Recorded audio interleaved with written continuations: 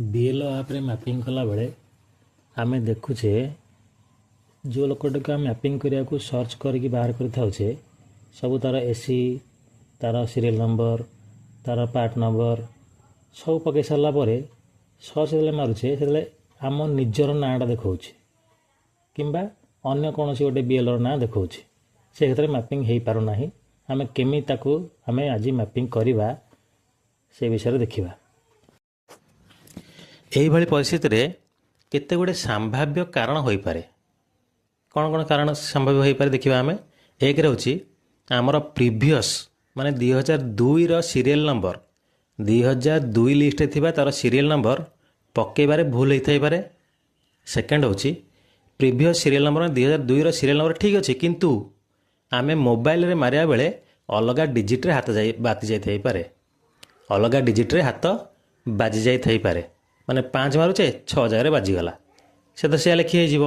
ତେବେ ଆମେ କେମିତି ଜାଣିବା କେଉଁ ଭୁଲଟା ହୋଇଛି ଆଉ କେଉଁ ଏପିକ୍ ନମ୍ବର ପାଖରେ ଭୁଲ ହୋଇଛି? ଏବେ ଆସନ୍ତୁ ଦେଖିବା। ମନେ କରନ୍ତୁ ଆମେ ଏକ୍ସ ଲୋକର ଏପିକ୍ ନମ୍ବର ମାରି ଦେଖିଲେ ଯେ ତାହା ମ୍ୟାପିଂ ହେଉନାହିଁ। ତଳେ ଆମର ନିଜର ନାମ ଆସୁଛି, ମାନେ ବିଏଲ୍ର ନାମଟା ଆସୁଛି, ବିଏଲ୍ ଲେଖା ହେଉଛି, ତାର ମୋବାଇଲ ନମ୍ବର ବି ଆସୁଛି, ମାନେ ସେଇଟା ଦେଖିଲେ ଆମ ନିଜର। ତେବେ ଏହି କ୍ଷେତ୍ରରେ ଆମେ ଆମର ନାମ ଉପରକୁ ଦେଖିବା, ଗୋଟିଏ ଏପିକ୍ ନମ୍ବର ଲେଖା ଅଛି, ସେହି ଏପିକ୍ ନମ୍ବରଟିକୁ ନୋଟ୍ କରିବା। ଦେଖନ୍ତୁ ଏଇ ଜାଗାରେ ଲେଖା ଥିବ, ଏହି ଏପିକ୍ ନମ୍ବରଟିକୁ ଆମେ ନୋଟ୍ କରିବାକୁ ପଡ଼ିବ। ତାପରେ ଏହି ଏପିକ୍ ନମ୍ବରକୁ ଦେଖିଲେ ଜାଣିବା ଯେ ଏହା ଆଉ ଏକ ବ୍ୟକ୍ତିର। କେମିତି ଜାଣିବା?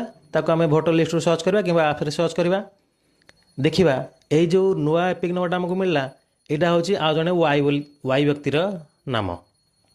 ଏଠାରେ ଆମେ ଦୁଇ ଜଣଙ୍କ ନାମ ପାଇଗଲେ, ଜଣେ ହେଲା ଏକ୍ସ ଆଉ ଜଣେ ହେଲା ୱାଇ। ଏବେ ଆମକୁ ଦେଖିବାକୁ ହେବ ଏକ୍ସ ଓ ୱାଇର ପ୍ରିଭିୟସ୍ ମାନେ 2002ର ସିରିଏଲ୍ ନମ୍ବର ଏକା ଥିଲା ନା ଅଲଗା ଅଲଗା ଥିଲା। ଯଦି ଏକା ଥିଲା ତାହେଲେ ଏଇଟା ତ ଅସମ୍ଭବ କଥା, ଦୁଇଟା ଲୋକର ଗୋଟେ ସିରିଏଲ୍ ନମ୍ବର ରହିବ ନାହିଁ, ତାର ଆମର ଦେଖିବାରେ ଭୁଲ ହୋଇଛି। ତେବେ ଆମର 2002 ଲିଷ୍ଟ ଦେଖିବା, ତାକୁ ଠିକ୍ କରିଦେବା।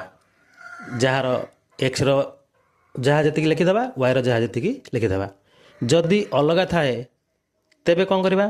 ଆମକୁ ଏକ୍ସ ଲୋକର ଏପିକ୍ ନମ୍ବର ମାରି ତାକୁ ଅନମ୍ୟାପ୍ କରିବା। ଦେଖନ୍ତୁ ଏଠାରେ କ୍ଲିକ୍ କଲେ ଅନମ୍ୟାପ୍ ହୋଇଯିବ। ତାପରେ କ'ଣ କରିବା? ପୁନଶ୍ଚ ଆଉ ଥରେ ଏକ୍ସର ଏପିକ୍ ନମ୍ବର ଏହି ଜାଗାରେ ମାରି ତାର ସଠିକ୍ ତଥ୍ୟ ଦେବା। ଏବେ ତାହା ମ୍ୟାପିଂ ହୋଇଯିବ ଓ ତାପରେ ୱାଇର ସେଇଭଳି କରିବା, ତାର ମଧ୍ୟ ମ୍ୟାପିଂ ହୋଇଯିବ। ଆଉ ସେଇ ଯେଉଁ ବିଏଲ୍ଙ୍କ ନାଁ ଦେଖାଉଥିଲା ସେୟା ଦେଖେଇବ ନାହିଁ। ଧନ୍ୟବାଦ।